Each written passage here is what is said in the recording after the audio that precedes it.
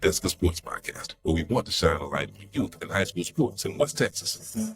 We talk about all sporting events in the Permian Basin and also chat with players, coaches, and parents. We will throw in some college and pro sports too. Here is a host, Sergio and it's part of Battery Plaza. Here to join us today, the athletic director from Crane, Coach Robert Ontiveros.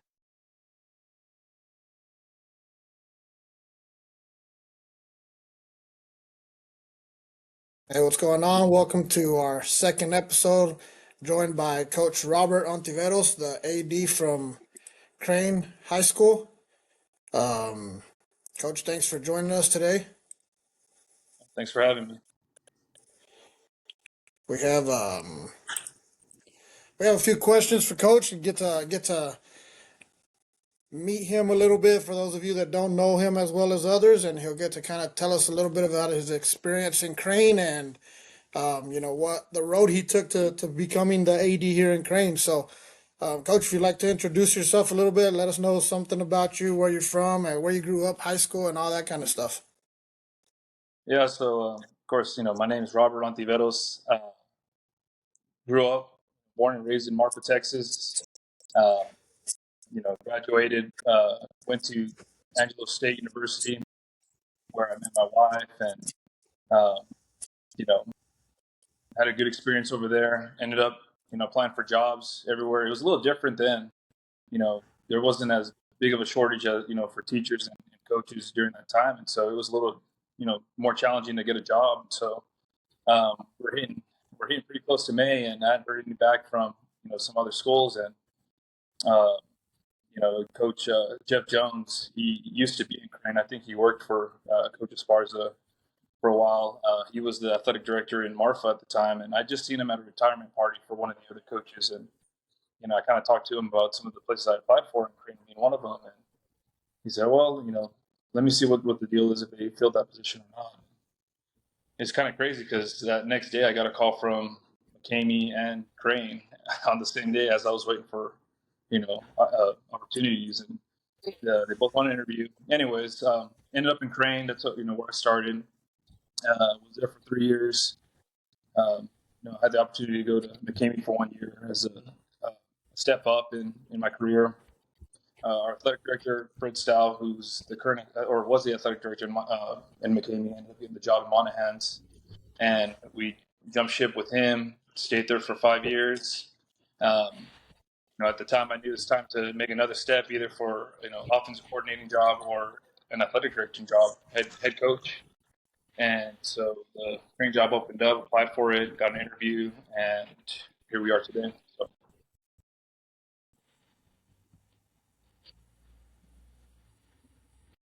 So what's it like going from a school from like Crane down to a smaller school in McCamey, and then making that jump from McCamey up to Monahans?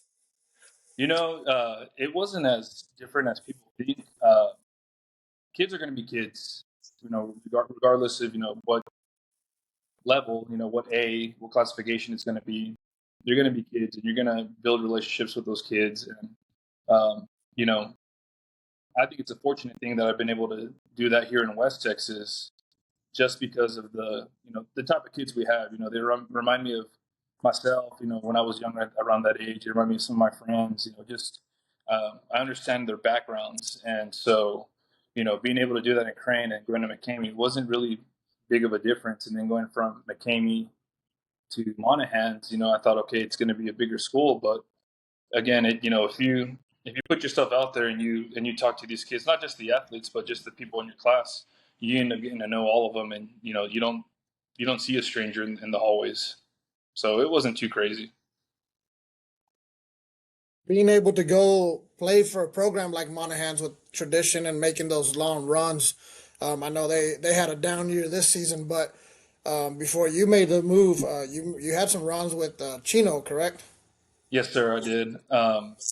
Yeah, that was a kind of honestly a really great experience.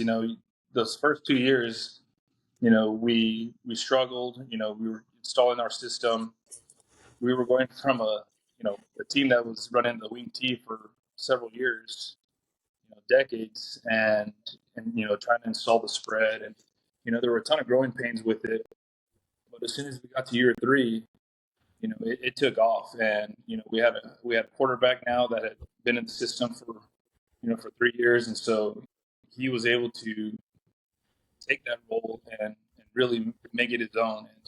And once everyone got on board, and by everyone I mean his teammates, coaches, we saw what we could, we were really capable of doing, and so it only got better from there. We were fortunate to have a really good defense as well.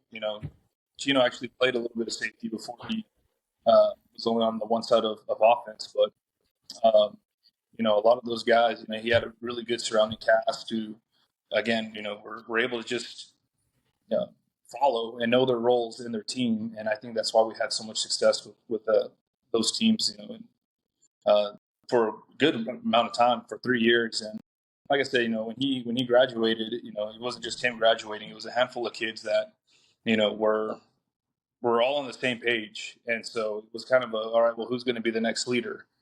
And so again, I wasn't there to experience how that went, but that's kind of, it happens. It's nothing unusual where you have a leader, a caliber athlete or athletes class who are solid, and they are all on the same page. They graduate, and now it's okay. Now where do we go from here? And sometimes it takes longer to figure that out. Get to where Was it difficult making that transition from over in Monahans where they ran, that style of offense for forever, and then you come into a spread, and it's like learning Chinese for those guys over there. How hard was that for not only your staff but your players, and was there a lot of backlash that you guys received from the town? Yeah, of course. When you get into a program as successful as Monahans has been, um, with the wing team, we did take some backlash. We struggled again from the first 2 years, and you could see improvement each year. But in today's society, people want immediate. They want results now, and so we were fortunate that they held on, and we were able to you know hold on to the same staff. That was the great thing about working with Coach Stout, was his leadership was unbelievable. You just, the turnover rate that we could have had because of the success that we didn't immediately get could have been, you know, heavy on us, but it wasn't. We didn't get anyone, maybe a junior high coach that wanted to make a step up, but we had the same staff from the 10 years that was there, and that's a huge factor to being successful like that. But yeah, there was definitely some backlash. People in the stands. That's why you run the wing tee. We heard that a lot. You know, it's part of the position, and we knew what we were getting ourselves into. But the people we had coming up, the kids we had coming up, the ones that only knew the spread offense, you could definitely see the turnaround as far as the mentality of the program and the type of offense that we were running. Yeah, I'd be curious, knowing, we coach the youth stuff, and we get a lot of backlash and stuff from the fans as well. And so I know, when you hear that stuff at the younger levels, I obviously know you hear it at the high school levels, and going to a program like Monahans, I could see how that could be hard for a lot of people that have been doing it a certain way to have to see change, and especially if you don't have success right away. So you have some success there in Monahans, and then you become the AD in Crane. What was that like, being able to get your first AD position here at a program like Crane? So again, kind of going through the, career, our lives, my wife and I, we're having kids. We always talked about, the scenario of moving back to Crane. And so it was just, the position opened up. It was late in the game. I'd applied for a couple other jobs, and this one was a big one, and one I really wanted. Just being familiar with the town, with the kids, the community. I knew it's a tough place, and I've accepted that, and I've accepted, wherever you're going, it's going to have its challenges, and just again, we pass through Crane all the time. Again, just running through the scenarios of being back, and then it happened, and it happened really fast. And we when it did, I had to have a plan ready to go. And once the green light was there for me, I had to go running, had to make some changes, some difficult decisions that in order to get us going in the direction that I wanted us to go. And that was probably the biggest challenge that I had, was getting in the position so late. And now that I have some people that on staff that I wanted to bring earlier, uh, now that I have them on board, it definitely helps, as far as the expectation and the standards and everything right there. But I was very fortunate, and I'm excited. I love the community of Crane. My wife loves it. Again, I know it has its challenges, but you look at the positives, and there's to me there's a lot more positives than there are negatives. And you make it what you make it. And again, this is home to us, and we've enjoyed it. And but it's a lot of work, and it's a different team each year. And now that's where we're getting into meetings right now in January. And where do we want to turn this team into? What direction do we want to go with them? And so it's a never ending cycle. Yeah, no, we completely understand dealing with our youth program and baseball and football. We start day one and we're already looking at next year, right? So you're always kind of looking at what's coming and what's going. It's hard losing players, and you guys ran into a tough situation losing your starting quarterback to start the season with Tyson Brent's a senior, good looking kid, big arm. Expectations are there, and then he's gone. Just to come back from an injury. Man, that kid's ran into some bad luck with some injuries the last couple of years. I know he was excited. I know he was a kid we've been around with for a long time, and we were excited for him. And he goes down. What are the challenges? Because then you had to fall back to a sophomore to play quarterback for you when you do have a senior class that we did have high expectations for. Sure. And I said this the other day. It was very unfortunate that that happened to Tyson. And even him not him being the starting quarterback, yes, but as a player, as a person, what he had gone through, at the beginning of baseball season, all the way through the summer, and to the beginning of the football season, he just been through a lot. And so, you just hurt for the kid, and you just try to be as supportive as you can. And he wants to be included. And so that helped as far as the leadership part of it. But now you're asking everyone else to step up their game. And we did have a sophomore quarterback who has all the potential in the world. And, it just the one thing that's you can't fast forward time and get him the experience that he needed. But he definitely had a growing year, and he did well. I think he's onto something. And we're looking forward to this next year's team. Being another year into the system, and we'll be young again, and it's just the nature of the game. And but yeah, there was definitely its challenges, and lots of film work, lots of studying. It's different pace of these were a lot of JV players that were asking to play big roles on the varsity level. And so as coaches, we're as patient as can be. We're working with them. We're going each week, and we know what we need to work on. And that's probably one of the challenges too. Trying to get a 15, 16-year-old to understand that it's a process and it takes time. It doesn't happen overnight. And so the frustrations are there. And they battle through those, and continue to work, put their head down and work, and block everything out and focus on what the end goal is. Yes, I do know we had to play a lot of sophomores and freshmen in some key roles this year, and that's tough at any level. We got to go play for nationals a couple weeks back, and we went with kids that were 10 and 11 playing 12-year-olds.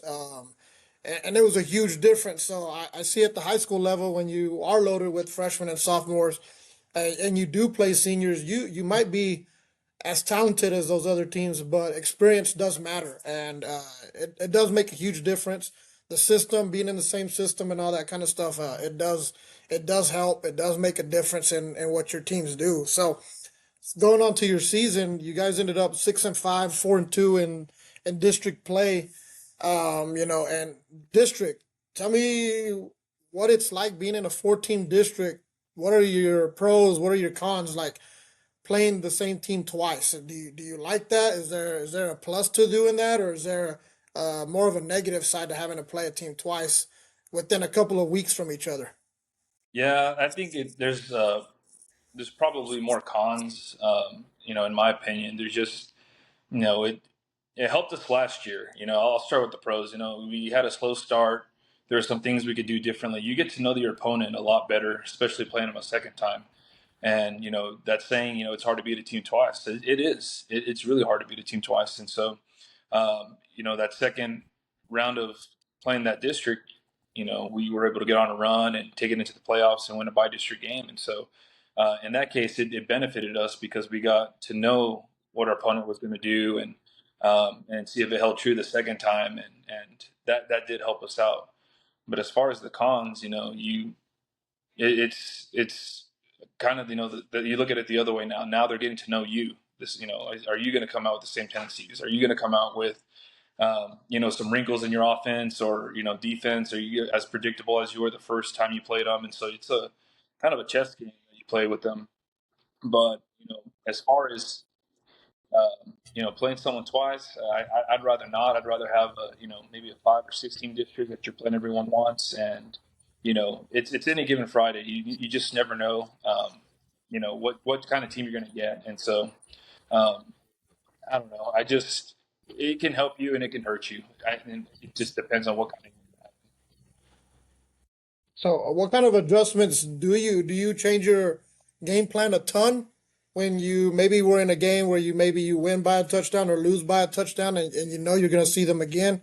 Do you save stuff for the second time, or do you kind of use more of that stuff in the first one, knowing maybe the first win is more important than your second one, as far as your district? Now, if you beat a team in your district by 40 or 50, do you really change a whole lot in that game?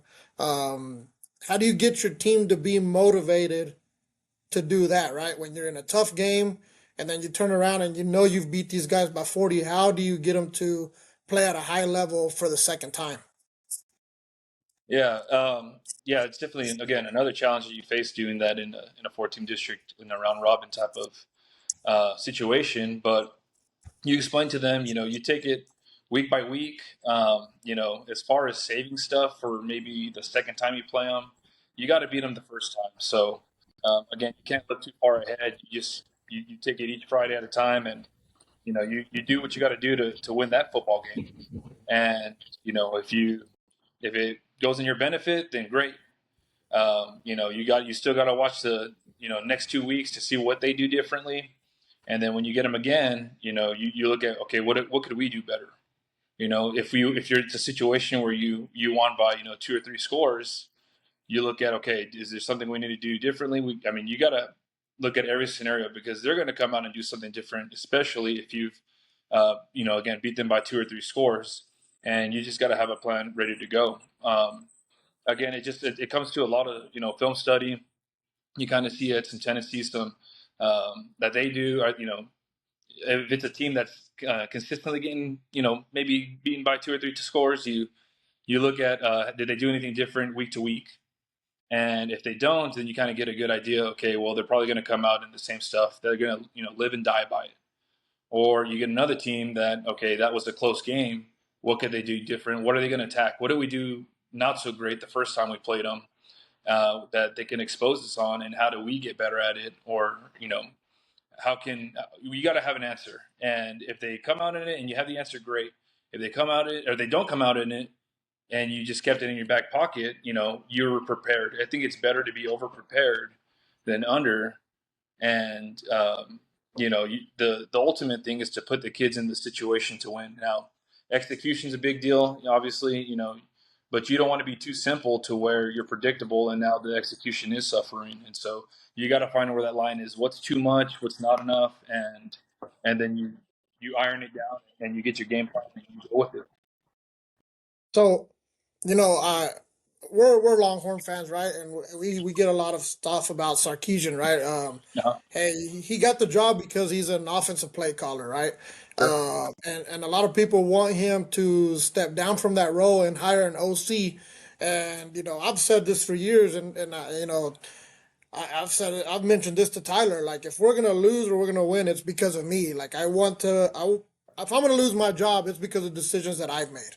I don't want it to depend on somebody else. Now, I do know that at the college level, I don't think they've yet a play caller has won a national title, right? The head coach, that's still a play caller. You see Ryan Day where he made the switch, and then Ohio State goes and wins it. Is that something that you kind of live by that too, where you're like, hey, I'm going to call the offense. That's what I've done. That's kind of what helped me get to my position. I'm going to continue to do that, or do you kind of lean on other people to kind of help you out with your game planning and in-game situations? Yeah, no, you have to. I mean, you can't just go and try to take the play calling role by yourself. If you do that, then that's going to be a recipe for a disaster. And so, you lean towards your assistants, and we're very situational in what we do. We come in on Saturdays, and we evaluate ourselves in the morning, do some film with the boys when they come in. We do ask them to come in to watch the game before, and we make a cut up so we're focusing on what we need to focus on. It's the good, bad, and ugly, and so they get to see all the good stuff they did, but they're going to get a earful of the stuff we need to work on. And so once they leave, we get started on the next opponent. And most of the time, the films are majority broken down. We do all the grunt work during the week. We do a film exchange on Wednesdays. And so when we're looking at the next opponent, we look at, okay, well, what do we want to attack here? What do we want to attack there? And so each person is watching the film, and they're having their own set of notes or own set of ideas of what they want to bring to the table, because that's what I want them to do. Because it's easy as a play caller to get very narrow-minded and narrow-visioned on what you see in the defense and how you evaluate a film versus someone else. And so you get those ideas on the table, and sometimes it's something you may have not even thought of, and like, damn. And so you watch it and you see, okay, well, let's look at this formation. And that's what we do on Sundays. We kind of clean up the game plan, and we look at formations and see, okay, well, does this hold true when this happens? And when it does, it's a good feeling. And then Friday comes, and it's the same thing you see, and it's like, great, we got them. And sometimes it's not that situation. Sometimes it's different, and that's why it's important. Everyone has a role, on the coaching staff on what they got to look for and how do they communicate that, on a Friday night, and everyone not lose their mind when it doesn't go as planned. And I think that's super important. To have each other, have a staff that can do that. And I'm telling you, 9 out of 10, someone has an idea on Sunday that you know one of us didn't even think about. And that's kind of the difference too, is being an assistant coach and the head coach. The head coach has the final say, and that's the part where you gotta live and die if you want to make the decision that's going to cost you your job or not cost you your job. That's I guess that's where you're getting at. But as far as having a play caller that isn't the head coach, I'm not saying I'm opposed to it. I think you got to be open minded, enough to better the program. And but I think we have such a good staff that is open minded, and brings everything to the table on Sundays and Saturdays, on the weekends when we're game planning, that it allows us to have a solid game plan going into the weekend. By Tuesday, there's some stuff that we gotta throw out, that we didn't like, and polish it up by Wednesday, and that's what we're going with. And that's again one of the challenges, is not to second guess yourself, and stick to what you got. Be ready, have your plans for every situation, every scenario, and and and go with it. So one thing I do want to ask about, like, your offense. Do you add a lot of plays as the year goes on? Do you kind of stick to, like, hey, we run, I'm just throwing out a number. We run 50 plays at the beginning of the year. By the end of the year, we're at 60. We may add 10 plays throughout the year.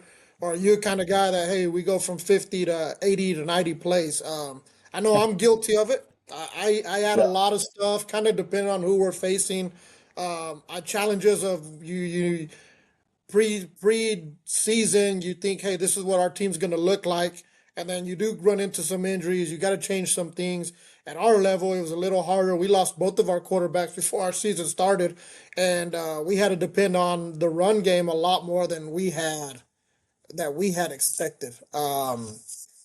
How do you adjust that as far as do you? Because I do know previously when you and I sat down when you first got here, you guys ran the shotgun. Everything was out of the gun. You didn't get under center at all, and then come district play, you were kind of running the smash a little bit.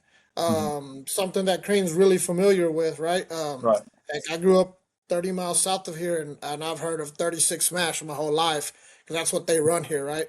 And Yeah. so you had to make that adjustment to change. Is that difficult changing to that? And then how hard is it to stick to your playbook and not overgrow it? So that's something again I learned in Monaghan's, and I think it was Lincoln Riley that had a 28 plate rule, and that's kind of we made a sheet, and that's kind of what I go off of, and we put our 28 plays that we were on roll with that week. And yeah, it's easy to see something on Saturday that may have worked. Whether it's a trick play or something. We call them specials. Uh, you know, that you can install for the week. We have a trick play segment that we do on Wednesdays, but we try to stick to that 28 play rule, and that's not counting formations. That's not counting direction. That's not counting who gets the ball. So it may seem like maybe we're doing more than what it looks like, but in reality, it's the same blocking scheme, it's the same rules for a lot of the guys, and so we try to stick to that 28 play rule, because it can be pretty easy to overdo it and to, well, shoot, this didn't work this week, so let's try this week, and then now you got all these these schemes and these types of plays, and it turns into a handful of plays versus an actual offensive system. And so when you do that, it just kind of like defeats the purpose, because now you're not building something from, your lower levels. You got to have your non-negotiables and what you're going to do, as far as what your philosophies are, and stick to those. Again, is there specials that you put on? Is there some trick plays that you got? I think you got to have them. I think you sometimes need that spark, that's going to get the offense rolling. And again, I just think it's you gotta master your few plays first before you can get the other types of concepts. Do you think now that you've been running your system moving forward, do you think it'd be easier to add more stuff since the kids are a little bit more familiar with the terminology, your formations? Is it easier to add more now, or do you think you'll kind of just stick to what you've been kind of running? No, I think it's definitely. I think I like to call them wrinkles. It's kind of the same play, but whatever's going to benefit that week. Maybe something we're going to attack. Maybe that backer's a little tighter to the box. We want to hit something on the outside that the quarterback can check out of. And that's kind of what were the plans with Tyson going in was we're going to allow him to check out of some stuff. Pre-snap and be able to see the defense a little bit better. But when you have someone that's a little inexperienced, you want to keep it as simple as you can for that person. And but yeah, it's definitely you want to look at what you can. Like I said, it's a different team each year, and so what do you want to focus on? And how can we add those wrinkles to benefit us? Is there new concepts that we want to put on that's going to benefit this team? That's the beauty of it. When you get a different team, you can have those conversations early and see where you want to take this. And again, I like to start in January. I like to get us, start thinking about it. I know it's everyone's got their sports that they're dealing with, but the sooner we can get focused on something, the better we can have in the spring and kind of evaluate as we're going, through the off season. But yeah, definitely, you got to be able to evolve your playbook. I mean, to me, that's a must as far as growing as a program. So you're not gonna hurt my feelings if however you answer this question. Have the Coyotes and the Squirrels? Do you think that has benefited your athletic program with those kids coming into junior high sports? Yeah, definitely. You can see, the IQ in those kids that have played those sports before. I'll talk football first. Being inside of it, just you can tell those kids they understand certain concepts, or I may say, hey, this is what you're doing. They may say, oh, it's kind of like this play that they ran before, and so they come out there and they understand stuff. Terminology like J block, or hooking, or run a dig. They understand what that means. Then you don't have to stop and explain it. And now you can focus on the actual technique of the route, the technique of the block. And so you're not, it's definitely a time saver, and it benefits aggression, form, the fundamentals of the game, is, obviously they're junior high kids, so it's not going to be perfect, but at least they have a foundation to start on. And you can definitely tell, a difference. And it's good. I think it's important that these kids have something to do before they hit, junior high as far as sports, and I think y'all have done a great job of that. Y'all have a lot of volunteers out there. Um, I think that's also a must. Y'all have a bunch of players, and so the more people you can get to volunteer, the better. And you know, I've told you this before. I'm always open for y'all using our stuff. Just we're all on the same team when it comes down to it. We want what's best for the kids, and so yeah, it's definitely helped. And as far as baseball, to me that's built such a bond with the community. You see those kids; they know kids from all over the place, and it's a different type of you know different times for sure.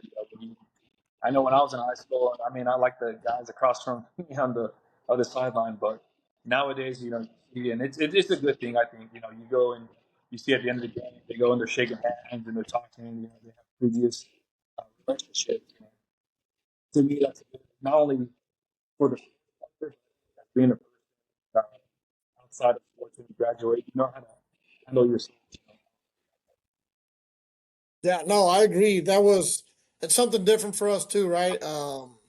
I know growing up we had certain rivals that you just didn't talk to and you didn't hang out with, and now we do. We go watch games. Tyler and I will go watch teams that have kids on both sides, and then afterwards we take pictures with all of them, and we tell them, hey, turn it on in between the lines, but after the game, everybody has a good time, and they're still friends after that. But now we do appreciate you guys allowing us to use facilities and even equipment at times and things like that. I do think it's a good thing. I know other organizations, they have a hard time using their facilities or their coaches being involved, but I think you guys being open to us having access to stuff like that, I think it really does help you guys in the future as well, and I think it also helps with the the community and the growth of everybody together. No one's like, oh man, the heck with that AD, he doesn't let us do this. And Right, I think there's support from everywhere, and it's a good thing, and I do think it's going to continue to help and benefit both programs. But I do like it. We've been asked about why are we not the Cranes, and Mark on our last episode mentioned, we do have some kids from out of town. So, plus I don't want to wear that ugly purple and gold anyways myself, but yeah, man, I do appreciate all the help that you guys give us throughout your coaches from the baseball side of things and the football. It does help us a lot, and it gives those kids that opportunity to have access to better stuff than we have, where we would have access to be able to have practice and stuff right. like that. So Yeah, moving into Coach, I got a question for you.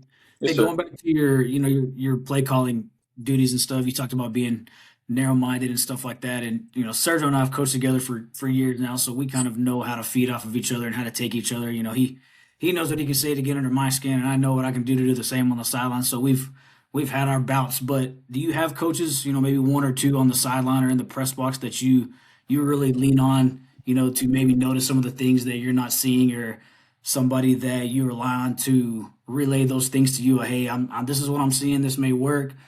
I do that a lot for Sergio. Sergio's pretty good Hey, about can you hear listening to me? everybody, man. I don't know how he does it, because I'm yelling stuff at him down the sideline, and he's got Jose or somebody else right next to him, telling him this and that. So he does a pretty good job of handling all of that. But do you have a coach or coaches that you kind of lean on for those in-game adjustments and stuff?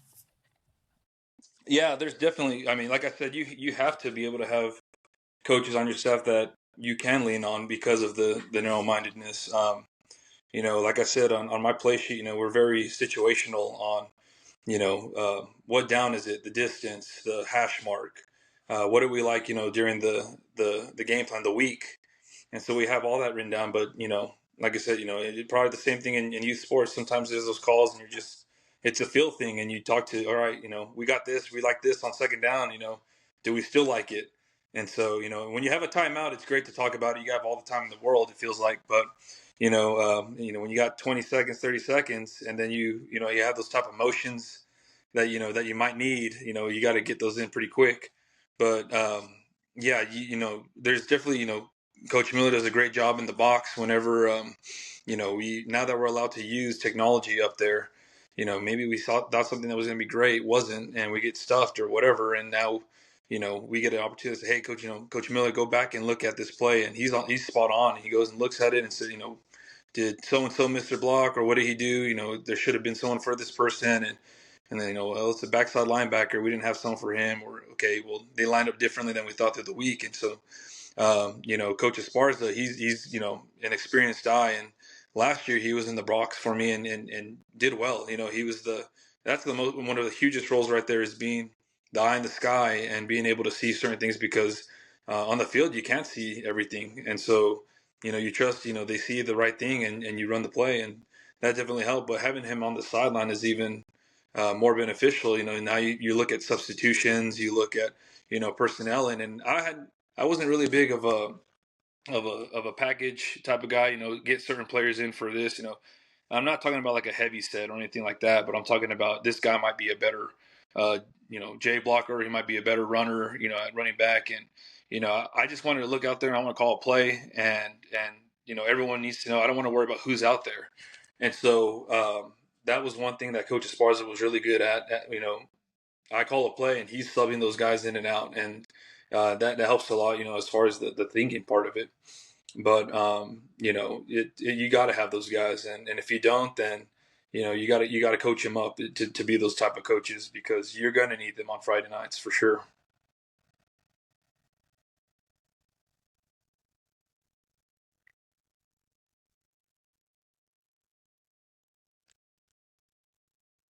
Hey, Sergio, you're muted. Have you looked into what your 2026 schedule will look like? We are. It's kind of tough just because of you don't know what kind of district you're going to be in, and that's kind of where they have us predicted to be in a district that's going to be, Alpine's going to be with us for sure. Anthony's going to opt up, so I almost a guarantee they'll be with us. We're as far as the west as we can get, and then it's going to be the question. Are they going to add Stanton and Coahoma, or just Stanton? And then another one had Stanton, Coahoma, and Grape Creek, and then Alpine, and so it's kind of those things are predictions. That's all they are, and sometimes you get them curveball, and so when you get the scheduling part of it, or the realignment in February, it's important to have kind of all hands on deck so you can get the scheduling going. But it is all going to depend on that district. But pre-district right now, it's we went ahead and I don't know for sure the weeks and where it's going to land, but it's looking like we kept some of the teams from last year. We dropped Stockton. We're going to add Lamesa for that week. They're going to be I think they're going to be pretty salty with their quarterback. It's the coach's son who's, I think he was a sophomore this last year, and kind of the same thing. He went through some growing pains, but they're going to be pretty good, and I think it'll be a good challenge for us. Um, you know, we got to have those type of games that are going to push us, and see where we are, mentally when you get into those tight months, and you got to have those when we get to a district that we might be into if we end up with Coahoma, Stanton, and Alpine, and so we'll know more in February for sure.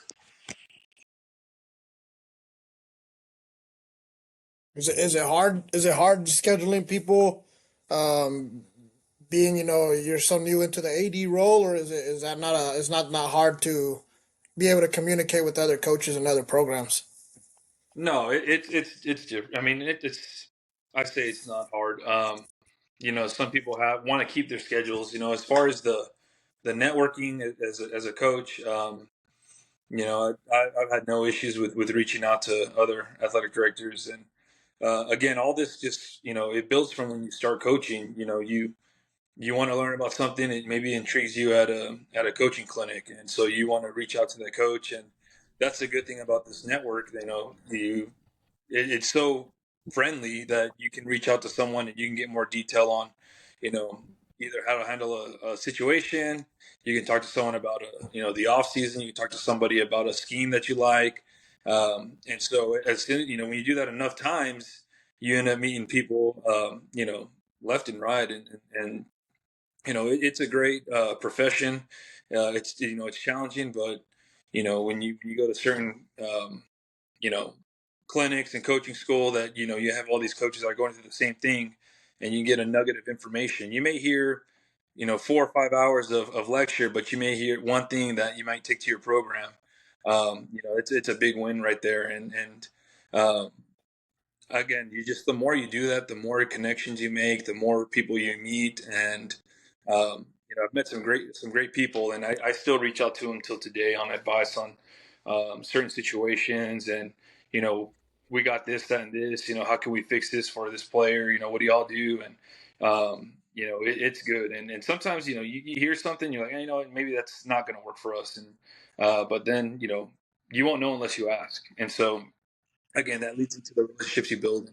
It ends up, becoming a little bit easier to get in scheduling conversations. Yeah, so that's a pretty good transition into my next question. So, as a coach, you're always learning, always evolving, always working towards becoming, a better coach.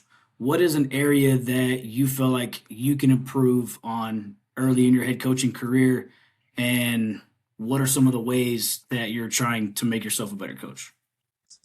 Yeah, it's crazy. Sometimes you don't know what it is until um, you start diving into what type of team you want to be this next year. And so it might be one of those things where, well, shoot, well, maybe we need to maybe we need to spread the ball and throw it a little bit more. And if it becomes something that you don't know very much about, then that's where you start. You got to go and reach out and, talk to the staff that maybe has experience with that stuff. Sergio talked about, we went under center a little bit, and a lot of the blocking schemes were the same, but okay, now how do we hand the ball off? How do little details like that? How do you open up as a quarterback? How do we what are our aiming points? What are our coaching points for these things? And so that stuff, you may not know that you have to work on until you get into that type of situation. Okay, well, um, you got to ask questions, and you got to prepare yourself and make sure that we're all coaching the same thing and not hearing two or three different types of coaching. Maybe a running back that's hearing you got to go here, you got to aim for the outside of the right tackle. If you're running some kind of stretch play, or someone may say something different, and so now they don't know what to do. So again, that just, I don't know if that answers your question, but a lot of that you won't know until you dive into what type of team you want to be that following year. Um, as far as myself, there's some things I do want to clean up. Do we want to, kind of like we talked about? Do we want to stick to our 28 plays? We have a really athletic upcoming junior class who has a year of varsity experience. Do we want to push those limits and see where we want to go as far as the mental part of it? Do we want to keep it simple and have it move fast? It's again, these are conversations we have in the month of January, and then we're able to work on it through the off season. And if we need more knowledge from it, then you reach out. If you don't, then you kind of have an idea of what you want to do. Then now you can push it on to the kids, coach to the kids, and see where we need to go with that. Yeah. So, speaking about, your sophomore class, this being your second year here, do you feel like for the most part you've gotten the buy-in, especially from your younger kids, the ones coming up through your program? Do you feel like the buy-in is where you want it to be, or where you hope that it would be, by the end of year two? Sure. Yeah, definitely. You see your kids who know nothing but what we've started, 2 years ago. And so you're going to have a lot more, what seems like more buy-in from those younger guys because they know the expectations, they know the standards. There's no pushback from those guys. Do you get it from the older ones? Yeah. Again, you're going to get it, if you're there for 4 or 5 years. I think that's the kind of the challenge is getting those kids again to understand. I mentioned this earlier that it is a process that it doesn't happen overnight, and so it's a lot harder for those older kids to understand because they want the results now because they don't have much time left. And when that happens, you get into the conversations. Does the kid think he knows more than the coach? Do you have to pull the kid aside and talk to him? We've had that before. You pull the kid aside and hey, what's going on? We've coached you to do this. You refuse to do this. You refuse to do. You want to do it your way. If you haven't noticed, your way is not working. And so, once the kids kind of see that, we're in it for them, and they see a little bit of success, the buy-in becomes, it works its way in. And it's easier for the younger class to do it because they, and y'all coach them too. Y'all, right before they get into junior high. They have a little success. They're all, they love it. They buy into it like there ain't no other. Again, it just, the older ones, it is a little bit more difficult. It's, they're becoming men. They're 17, 18-year-old kids, and it's natural for them to feel like, well, that didn't work, so maybe if I take it into my own hands, it'll work this way. And sometimes it does. And then you got to pull them aside and say, look, that was great. Great instinct play. But remember, this is what you got to do. This is what you expect you to do. And, but yeah, as far as the buy-in, that comes with the longevity of the job, in my opinion. And so if you, are able to lay your foundation for those younger guys and then, stick with the same program, then you're going to get that buy-in. You're going to get a culture change in the direction that, the head football coach or the athletic director is trying to install. And again, it just, you'll get it that way. If you, again, continue to have the turnover that these kids had. I think last year's seniors had 3 different head coaches. They're gonna have that type of resentment of, well, he'll be gone in a year, he'll be gone in 2 years, and so that's again harder for those older ones to buy in my opinion. Um, and I guess my last question is, I've kind of benefited from having my dad, around me my whole life. So any type of question I have that has to involve coaching, he's a phone call away, and that's easy for me. Is there a coach that maybe he's not on staff with you, or that you've worked under, or maybe that you haven't worked under, that you really lean on, especially being new to your head football position? Yeah, I think you got to have both. That you can, lean on is something. I talked to, Coach Fred Stout. He was in Monahan. It's easy to talk to him back because you just worked with the person, for 5 or 6 years, and so it's easy to call that. But I think you got to have also the person that you haven't worked with, just to get a different mindset of it. Because okay, well, I know we did it this way. Why is it not working over here? But when you reach out to someone that you haven't worked for, they don't know the way. They get to hear, what you're dealing with, and they can give their advice on what they do. And so, another one that was really good was it was Coach John Fellows. He's a good one. He's been in the game a long time. Coach Woodard and McCamey is another good one that they give good advice. There's a handful of guys that whatever nugget of information. I got a cousin that coaches in.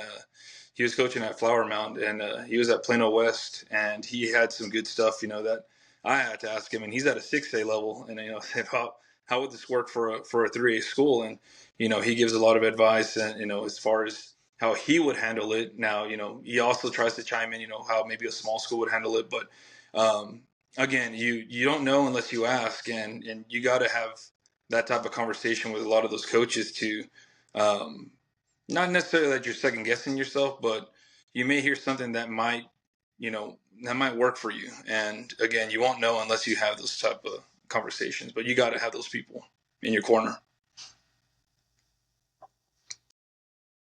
So I imagine you watch some of the state games, um, if not all of them. What's your opinion and what are your thoughts on West Texas compared to the rest of the state? And do you think that we can go win state titles out from the Permian Basin? Like, do you think a school like Permian or Midland Lee slash Legacy, whatever you want to call them, at the 6A level and then dropping down to our level, do you think anybody from out here can go win a state title? That's always a conversation at some of these coaching clinics that we go to. I think Dave Campbell did an article about 4 or 5 years ago about West Texas schools, 6A's. I think Abilene was the last one as far as 5 or 6A school to go and win it. Why can't they compete? And it's gotten so big out there in the metroplex on schools. They're small. They're like small towns. They got thousands and thousands of kids. That being said, Permian is, I think the second biggest high school, maybe behind Allen, in the state of Texas. And so, they're having a bunch of kids, but, I, it's tough, not being in it, looking outside in. Could it happen? It's tough. It's tough to say. I've seen what's out there. There's it's a different world in that Dallas area. And, you look at the Austin, the Hill Country too. Austin, Westlake. Those guys are. They're just playing at a high level. And can our guys do it over here in West Texas? Maybe. Do we face bigger challenges? I think we do. It's just a different world. And again, I've never been a part of a staff that's over there in the Metroplex, but I think they maybe the situations that their kids come from maybe at a you know at a better situation, a better part of life for them, versus maybe some kids here in West Texas that may have to work. They maybe working a part-time job and they don't maybe get to go out there and get that extra work from a like a D1 type of you know the workout company that goes and does workouts. And so I don't know. That's a tough question. We've had some pretty good teams. Midland Lee's had some solid teams that they get to the second, third round and they just run through the buzzsaw against North Crawley this year, and you just they're just at a high level. It's tough to say. I think maybe your smaller schools have a better opportunity, to get to those third, fourth round games. But again, you run into schools like Brock, who's outside of that metroplex area, just right outside Dallas, and yeah, you don't know what kind of kids they're getting, and again, just different scenarios. Coach Birdwell, we have him. He's our secondary coach here, the golf coach. He coached at Peaster with Coach Owens, and I asked him, well, what's the, they're just a classification higher than us. What's the difference that you see? He goes, for one, those kids are constantly their diet, consists of, protein, rice, they drink protein shakes in the afternoon, they got a different mindset on certain things like that. And, it's tough to police, even at our level, just, a kid go to Heroes and get two slices of pizza and call it lunch. It's just a different world and a different mentality that those guys have. And if you were to try to change that over here, you got a lot of work to do, and you got to have buy-in from the kids, the community, the district, the school district. It just, if you want to get to that level, I think you have to focus on those little things. But I think it's more of a possibility at the maybe the 4A and down, to see those teams make a long run. Look at Greenwood, they made a big run. They gave Brock a run for their money. They played them close for 3 quarters, and Seminoles had some really good teams. So again, I think it's just a mentality. It takes a lot of planning and small details that you got to do, and yeah.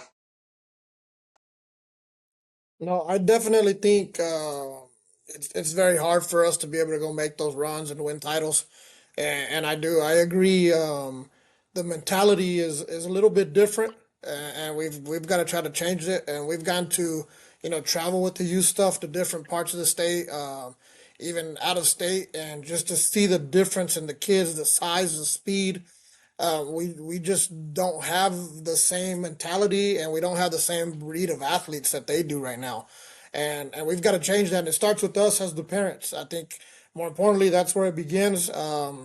You've got to start doing things a certain way at a young age, and getting these kids to buy into it. And but it starts with us. More than importantly, I think it goes with us. If we can make the change as parents, I think we can start building those cultures, and be able to have success throughout our community and our youth programs into our high school, into our high school teams. But I do think it's our parents. I do think we need to make changes here, and then it can make our jobs easier for coaches and teachers, right, and the school districts and stuff. I think times are different. When we were in school, if you got in trouble, it was always the kids' fault, and now it's our coaches and teachers' faults, right? And I think we got to change back into that old school mentality and that culture. And I think once we can do that, I think our programs can really make a run like they used to prior the situations that we're in right now. Um, I do think we have things in place. I may be a little biased about some of the stuff that we do, but yeah, we've changed a lot of stuff that Tyler and I communicate constantly, daily. How can we change it? What can we make better? I do think we got a lot of really good community members that do volunteer and help out with our programs. That I think you'll start to see that transition coming into our programs with some of those parents that have been involved doing this stuff, and seen the work and the time that gets put into it. And hopefully those kids can continue to do that, guys, for the junior high and high school programs here. So, getting out of the high school ranks, I want to talk a little bit about the playoffs. I know you're a Tech fan, and I know you texted me the other day, giving me a little trash talk about the Tech team. So what are your thoughts? What are your opinions on the Tech and Oregon game coming up? You know, just looking at it as a Tech fan, and obviously it's a different team out there. With the whole NIL stuff, and them being able to take a little advantage of that. If you look at a traditional Tech team, unfortunately for Tech fans, on big games like this, it just they tend to let us down. And this year, though, it's a long time that they hadn't played a football game, and I was just talking to my brother about this. Uh, you know, Oregon had their game. They did really well, and I think on paper Tech has a really good shot at winning it. But again, what worries me is they've it's been 10 days since they played a football game, and is that gonna hurt them? Defense has been playing really well. Offense, if they come out and do what they've done each week, then I think Tech ends up winning, and I think they end up playing. I think Alabama pulls the upset off, and I think it's going to be Tech and Alabama that next round.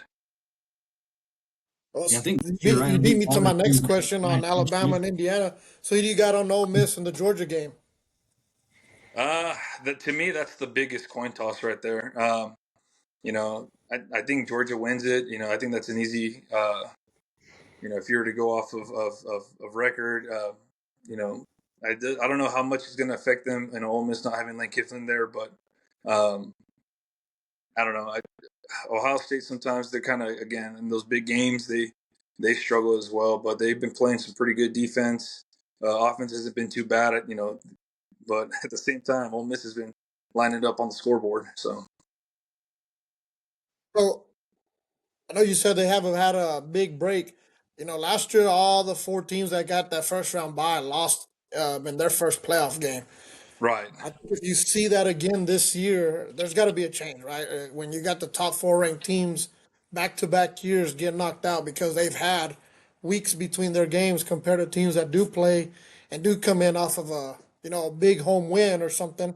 I think it does make a difference, and I'm curious to see how that happens in the quarterfinals.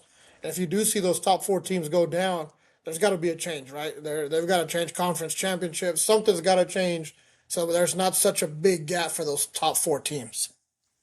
yeah, I don't know. Of course, those guys know more about that stuff than probably we do, but the way there's got to be some more regulations. I think that's with the way the playoffs have been going. I think There's a couple teams, Notre Dame being one of them that got left out. That probably should have been it.